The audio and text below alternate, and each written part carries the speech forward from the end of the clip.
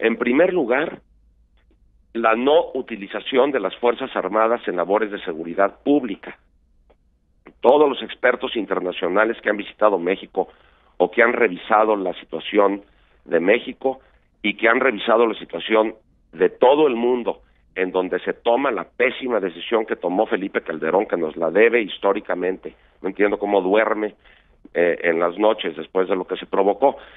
Todos aquellos que toman la decisión de utilizar las Fuerzas Armadas en labores policíacas o de enfrentamiento al crimen, produce una espiral de violencia como la que se produjo en México. Si no se retiran paulatinamente, nadie está diciendo que se haga de la noche a la mañana, si no se retiran paulatinamente, pero con un plan de salida que se ejecute de manera constante y permanente, no se va a lograr pacificar el país. Lo preocupante es la propuesta que en algún momento dado, de manera muy pormenorizada, presentó Andrés Manuel López Obrador, en el sentido de fusionar a la Armada, al Ejército y a las policías en una sola fuerza que él llamó Guardia Nacional bajo su mando directo. Pues eso, ojalá que lo reconsidere, porque lo que necesitamos no es la militarización de la seguridad pública, sino su civilización. Como lo dice el artículo 21 de la Constitución, que la seguridad pública es una función del Estado que está a cargo de civiles, y por lo tanto eso excluye a los militares. Esa es una primera preocupación que creo que en el plan de gobierno se tiene que ajustar, porque si no, no va a ser posible la pacificación. Otro punto que también creo que es objetable respecto de las propuestas de Andrés Manuel para lograr justicia y verdad es que el fiscal general de la Nación y en general los fiscales de toda la República, de los estados, no deben de ser designados por el Poder Ejecutivo. El fiscal general de la Nación no debe de ser propuesto siquiera por el Poder Ejecutivo en una terna de personas excelentes, porque luego igual llega alguien que no presenta personas excelentes.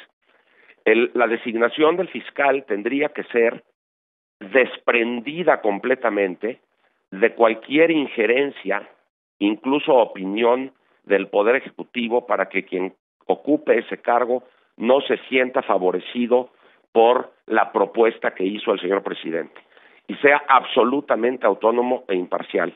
Si no tenemos una fiscalía autónoma e imparcial, tampoco se va a lograr justicia plena y verdad plena. Y luego, finalmente, reconociendo, como dijo la ministra muy bien, hay que reconocer la dimensión del problema y no negarlo. Bueno, pues reconociendo la dimensión del problema, creo que no vamos a poder solos, Carmen. Creo que va a ser necesario que México acuda a un mecanismo internacional contra la impunidad y contra la corrupción, para que se juzguen los crímenes atroces que se han cometido en la última década, porque no creo que, dada la situación en la que estamos involucrados, vaya a ser posible, incluso por el riesgo que significa que los fiscales y los jueces van a estar involucrados en una situación terrible al momento de juzgar estos crímenes atroces, al juzgar a los responsables.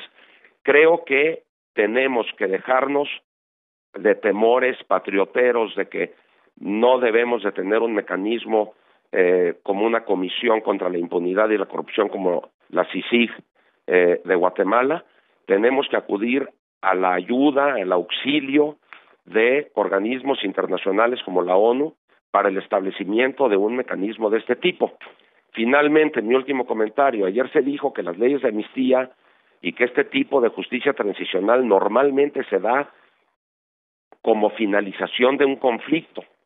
Bueno, pues aquí vamos a tener que hacer una CICIG a la mexicana, comisiones de la verdad a la mexicana, leyes de amnistía y de reducción de penas a la mexicana, porque todavía no terminamos el conflicto, como dijo don Lorenzo.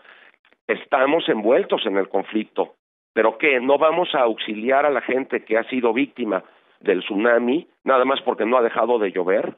Pues no, ni modo, aunque estemos todavía sumidos en la tormenta y revolcados en el tsunami, necesitamos atender a las personas, a las víctimas de esta situación, durante la crisis, ni modo, y pretendiendo que el nivel de violencia que genera la crisis vaya disminuyendo poco a poco a través de estos mecanismos.